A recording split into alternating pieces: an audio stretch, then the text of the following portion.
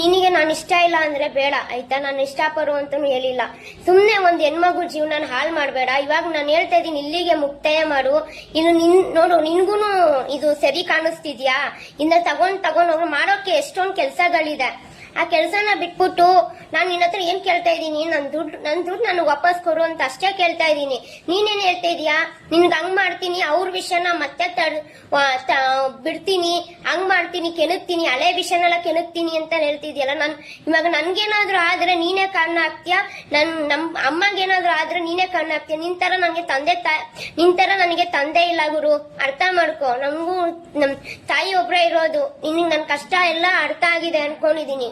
ನನ್ ಕಷ್ಟ ಅರ್ಥ ಮಾಡ್ಕೊಂಡಿದೆ ಅಂದ್ರೆ ದಯವಿಟ್ಟು ಇಲ್ಲಿಗೆ ನಿಲ್ಲಿಸು ಅಷ್ಟೇ. ಕರ್ನಾಟಕದ ಜನರೇ, ನನ್ನ ಸೆಲೆಬ್ರಿಟಿಗಳೇ, ನನ್ನ ಅಭಿಮಾನಿಗಳೇ, ಇವತ್ತು ನಾನು ಒಂದು ಪ್ರಶ್ನೆ ಕೇಳ್ತೀನಿ ನಿಮ್ಮನ್ನ. ಕೆಲವರು ಸುಂದರವಾಗಿ ಸಂಸಾರ ಮಾಡ್ತಿರೋವಂಥವ್ರು, ಹೆಂಡ್ರು ಮಕ್ಕಳು ಇರೋವಂಥವ್ರು ನನ್ನ ವಿಡಿಯೋಗಳಿಗೆ ಕಮೆಂಟ್ ಬಾಕ್ಸಲ್ಲಿ ಹಾಕ್ತಾರೆ, ಕಿಪ್ಪಿ ಕೀರ್ತಿ ನಿನ್ನ ಮಗಳ ಥರ ಇದ್ದಾಳೆ, ಕಿಪ್ಪಿ ಕೀರ್ತಿ ನಿನ್ನ ಮೊಮ್ಮಗಳ ಥರ ಇದ್ದಾಳೆ ಅಂತ ಹಾಕ್ತಾರೆ. ಆಯಿತಾ? ನೋಡಿ, ಪ್ರೀತಿಗೆ ವಯಸ್ಸಿಲ್ಲ, ಕಾಮಕ್ಕೆ ವಯಸ್ಸಿಲ್ಲ ಅಂದಮೇಲೆ ಪ್ರೀತಿಗೆ ವಯಸ್ಸು ಎಲ್ಲಿಂದ ಬರ್ತದೆ ಹೇಳಿ? ನನ್ನ ಪ್ರಕಾರ ಕಾಮನೇ ಬೇರೆ, ಪ್ರೀತಿನೇ ಬೇರೆ.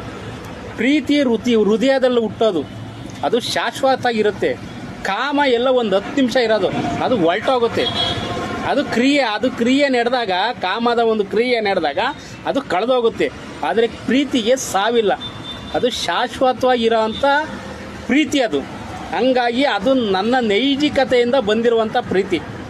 ಕಿಪ್ಪಿ ಕೀರ್ತಿಯವರ ಮೇಲೆ ನನಗೆ ಕ್ರಶ್ ಆಗಿದ್ದು ನಿಜ, ಲವ್ ಆಗಿರೋದು ನಿಜ.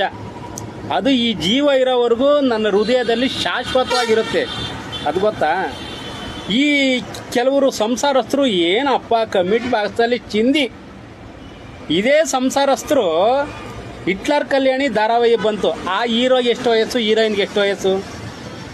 ಆಮೇಲೆ ಜೊತೆಯಲ್ಲಿ ಧಾರಾವಾಹಿ ಬಂತು, ಆ ಹೀರೋಯಿನ್ಗೆ ಎಷ್ಟು ವಯಸ್ಸು, ಆ ಹೀರೋಗೆ ಎಷ್ಟು ವಯಸ್ಸು. ಇದನ್ನು ಯಾರಾದರೂ ಪ್ರಶ್ನೆ ಮಾಡಿದ್ರ? ಆಮೇಲೆ ಮೊನ್ನೆ ಒಂದು ಹಿಂದಿ ಮೂವಿ ಬಂತು, ಸಲ್ಮಾನ್ ಖಾನು ರಶ್ಮಿಕಾ ಮುದ್ದಣ್ಣ ಅವ್ರದ್ದು ಒಂದು ಮೂವಿ ಬಂತು. ಅದು ಹೀರೋಗೆ ಎಷ್ಟು ವಯಸ್ಸು, ಹೀರೋಯಿನ್ಗೆ ಎಷ್ಟು ವಯಸ್ಸು. ಇದನ್ನು ಯಾರಾದರೂ ಪ್ರಶ್ನೆ ಮಾಡಿದ್ದೀರಾ? ಯಾರೂ ಮಾಡಿಲ್ಲ. ಹೀಗಾಗಿ ನನ್ನನ್ನು ಪ್ರಶ್ನೆ ಮಾಡೋ ನೈತಿಕತೆ ಇಲ್ಲ.